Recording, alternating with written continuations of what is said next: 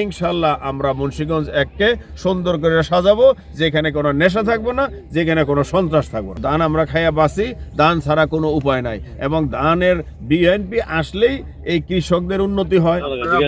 আগামীতে বিএনপিতে ধানের শীষে আর তারেক সাহেব কি বলে শুনবেন, শুই না আপনারা দেখবেন যে আগেও তো আমাদের নেত্রী দেশনেত্রী বেগম খালেদা জিয়া ছিলেন, সে কিন্তু অসুস্থ, তার জন্য দোয়া করবেন।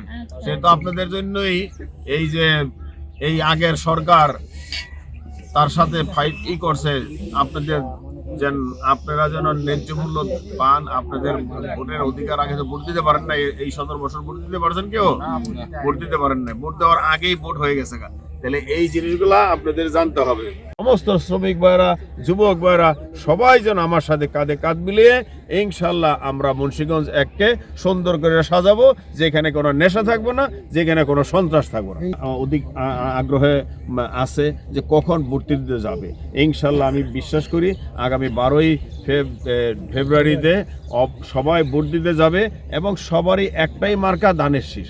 ধানের শীষ ছাড়া কেউই কিছু বুঝেই না যে না ধানের শীষ আমাদের, ধান আমরা খাইয়া বাঁচি, ধান ছাড়া কোনো উপায় নাই। এবং ধানের বিএনপি আসলেই এই কৃষকদের উন্নতি হয়, জনগণের উন্নতি হয়, এখানে কোনো লুটপাট হয় না।